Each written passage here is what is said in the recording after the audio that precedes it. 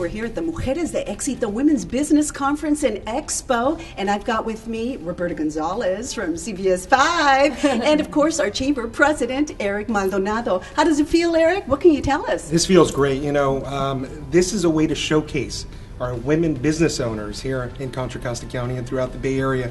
And there are so many great stories here at the Chamber. Well, certainly small businesses have a major role to play when it comes to the healthcare issue. And I think the healthcare reform legislation is going to provide more opportunities and incentives and make it easier ultimately for small businesses to provide insurance. One of the great things about healthcare reform is that it will ensure that all individuals do have access to health insurance, which is going to make sure that we can keep our population healthy. And this is going to have important implications for small businesses in having a workforce that is able to show up at work and be their healthiest and be at their best. I'm always very concerned with agriculture, and of course my family comes from picking in the fields, and many of our livelihood depends on what is grown in the Central Valley. So weather is extremely beneficial to the farmers.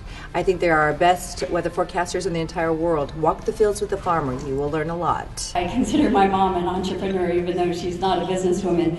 And the qualities that I saw in my mother, still see in my mother, the courage, the hard work, the vision, the perseverance, the resourcefulness, these are the qualities of the great entrepreneurs that I see out there.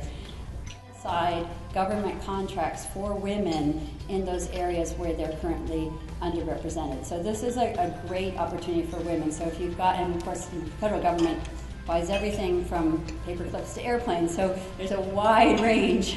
Depending on what your business is, you may have some opportunities with the U.S. government. And the U.S. government is also the biggest customer in the world, and buys about $100 billion worth of goods and services every year. Often you're isolated and you have no idea what's going on in the business world. This is where reaching out to these organizations can be really helpful. As large corporations have very large supply chains, and we have prime suppliers. We encourage that they have diverse suppliers in their supply chains. Sometimes that's part of our contractual arrangements with them.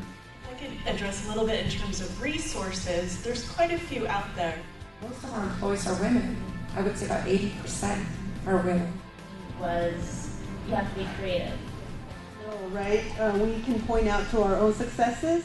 The Hispanic Chamber is a new partner for us this year, and we're certainly looking at growing that relationship. The Hispanic community is an important part of what we do in the community, and we actually have an employee network that's represented here today as well. So we're hoping that we learn more about the Chamber and the event today, and that we grow our partnership in the future to help build the capacity of the organization and the businesses that it supports. 2012 Businesswoman of the Year, Barbara Martinez. If you could help me welcome Barbara as our recipient. I just want to thank everyone, especially the Hispanic Chambers. You know, success is like cooking. You put the recipe together, you try a little this, you try a little that.